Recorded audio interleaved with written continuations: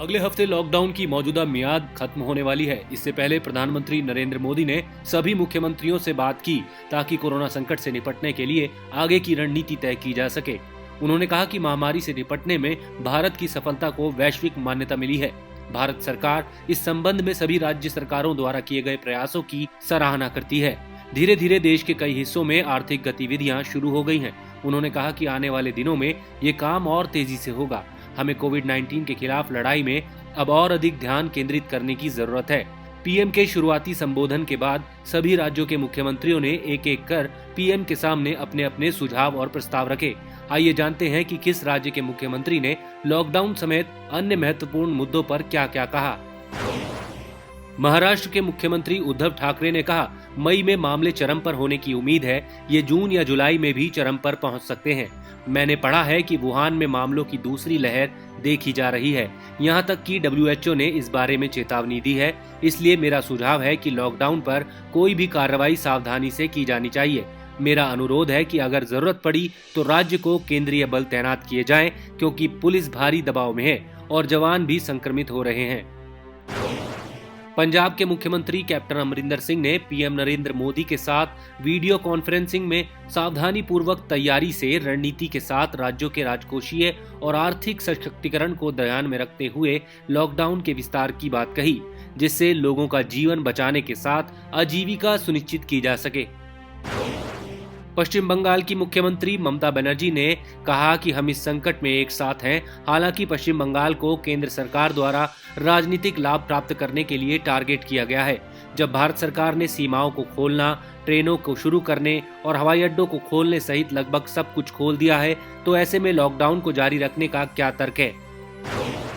तमिलनाडु के मुख्यमंत्री के पलानीस्वामी ने कहा कि जैसा कि चेन्नई में पॉजिटिव मामले बढ़ रहे हैं, तमिलनाडु में 31 मई तक ट्रेन सेवा की अनुमति न दी जाए। मैं आपसे अनुरोध करता हूं कि 31 मई तक नियमित हवाई सेवा शुरू न करें। तेलंगाना के मुख्यमंत्री के चंद्रशेखर राव ने कहा कि यात्री ट्रेन सेवाओं को फिर से शुरू नहीं किए जाए। देश में कोरोना वायरस के प्रसार को रोकने के लिए निवारक उपायों के रूप में ट्रेनों का संचालन रोका गया था। उधर दिल्ली के मुख्यमंत्री अरविंद केजरीवाल ने कहा कि दिल्ली के कंटेनमेंट जोन को छोड़कर सभी हिस्सों में आर्थिक गतिविधियों को फिर से शुरू करने की अनुमति दी जानी चाहिए। केरल के मुख्यमंत्री ने कहा कि राज्यों को विभिन्न चुनौतियों का सामना करना पड़ता है, इसलिए उन्हें लॉकडाउन से संबंधित दिशा निर्देशों में उचित बदलाव करने की स्वतंत्रता दी जानी चाहिए। छत्तीसगढ़ के मुख्यमंत्री भूपेश बघेल ने कहा कि राज्य के अंदर आर्थिक गतिविधियों के संचालन के निर्णय का अधिकार राज्य सरकार को मिलना चाहिए। कोरोना संक्रमण को लेकर रेड जोन, ग्रीन जोन और ऑरेंज जोन के निर्धारण का दायित्व राज्य सरकारों को दिया जाना चाहिए। रेगुलर ट्रेन और हवाई सेवा, अंतर्राज्यीय बस परिवहन की शुरुआत राज्य सरकारों से विचार विमर्श कर किया जाना चाहिए। मनरेगा में 200 दिन की मजदूरी दी जाए। राजस्थान के मुख्यमंत्री अशोक गहलोत ने भी पूरे देश में लोगों की आवाजाही पर पाबंदी की मांग की। उन्होंने जोन आधारित पाबंदियां हटाने पर भी आपत्ति जताई और कहा कि रेड जोन ही नहीं, ग्रीन जोन में भी लोगों की आवाजाही बंद होनी चाहिए। गहलोत ने कहा कि रेड जोन से ग्रीन जोन तक किसी भी इलाके में आवाजाही की अनुमति नहीं होनी चाहिए। हरियाणा के मुख्यमंत्री मनोहर लाल खट्टर ने भी वीडियो कॉन्फ्रेंसिंग के जरिए प्रधानमंत्री के सामने अपनी बात रखी। उन्होंने कहा कि हरियाणा में गेहूं की अच्छी फसल हुई है। इसकी बदौलत राज्य देश की GDP में बड़ा योगदान करेगा। पीएम ने मुख्यमंत्रियों से कहा कि आप सभी के सुझावों से दिशा निर्देश निर्धारित होंगे।